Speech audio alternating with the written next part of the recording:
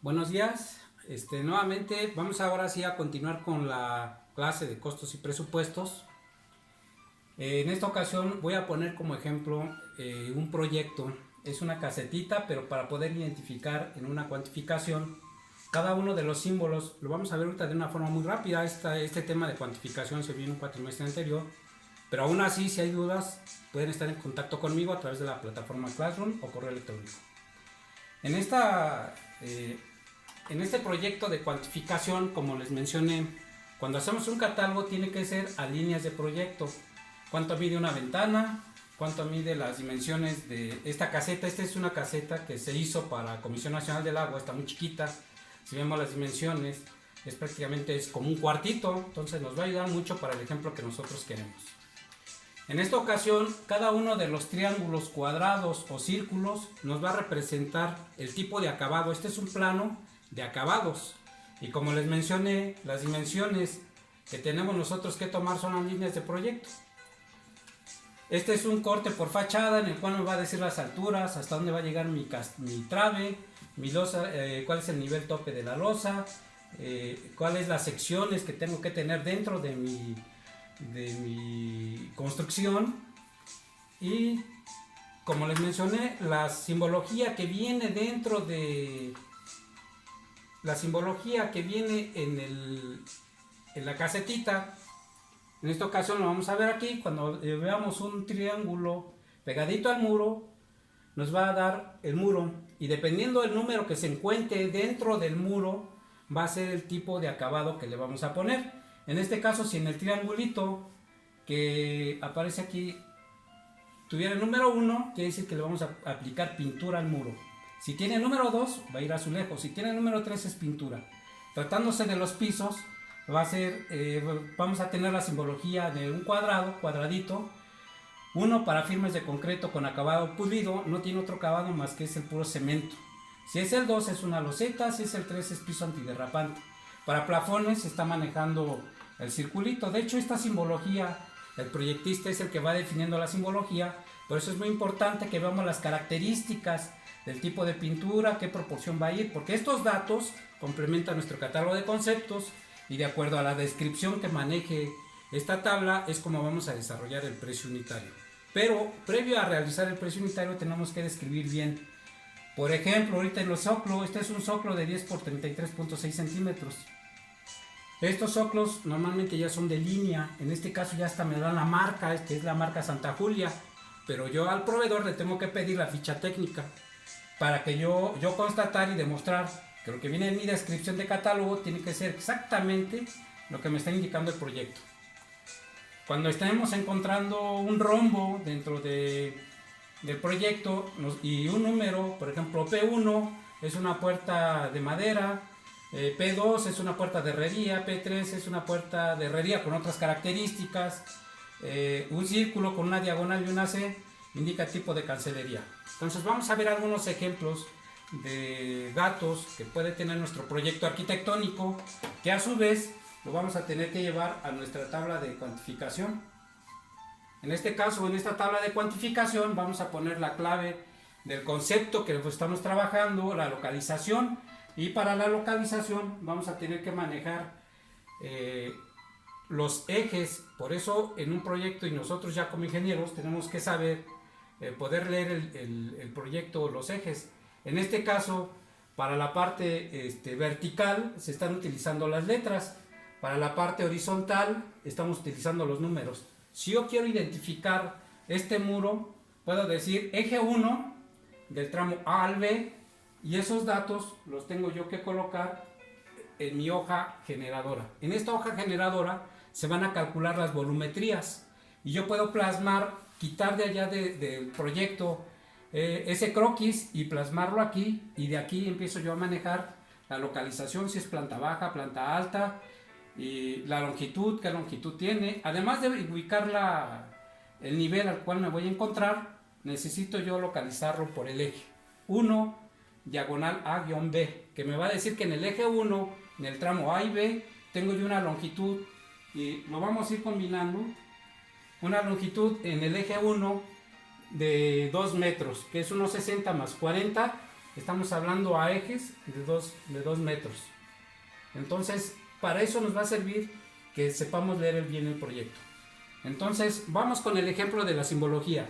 Todos los triángulos que aparecen pegados al muro, y me voy a ir otra vez, me voy a regresar al proyecto, a la tabla de simbologías.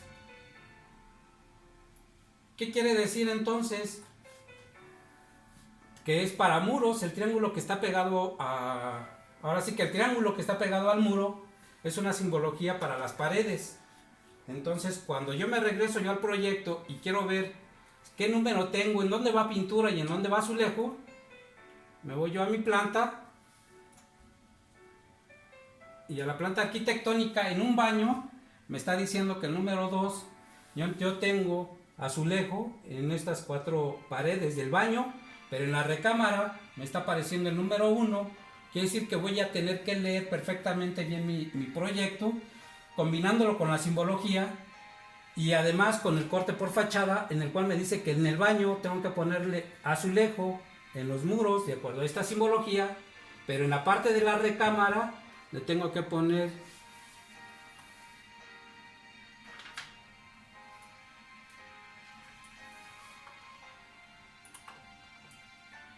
la pintura. 1 es pintura, 2 es azulejo. Y además de toda esta simbología, ahorita lo que estamos leyendo es un plano de acabados, pero además del plano de acabados, como les comenté al inicio y en la sesión pasada, tenemos que hacer las combinaciones con el plano de albañilería, con el plano de los cortes, con el plano de los trazos, porque además me dice aquí con qué repellado es, con qué mezcla, qué proporción de mezcla, de qué espesor tiene la mezcla, si es muro de tabique. Aquí en este caso, para esta zona que hay que relacionarlo al corte que tenemos en la planta, aquí dice que es muro de tabique. Entonces tengo que ver las dimensiones para plasmarlas en el catálogo de conceptos, el acabado base o el acabado final que va a tener cada una de mis estructuras. Y cada una de las estructuras se va llevando al catálogo de conceptos, o más bien, primero me los llevo yo al número generador. Yo lo que les recomiendo es que hagan un número generador o las hojas que sean necesarias, pero traten de no mezclar conceptos. Si vamos a hablar de pisos, háganse el número generador de puros pisos hasta llegar a su totalidad, bien referenciadas con los ejes, los subtramos, las alturas como nos lo van indicando. Tratemos de no mezclarlo mucho, porque luego a veces somos muy dados a que me sobre espacio en el número generador y ya le empiezo yo a poner otros datos, a lo mejor de albañilería, a lo mejor de acabados, y empezamos a hacer un revoltijo ahí de conceptos. Yo les recomiendo que sean números de generadores por concepto.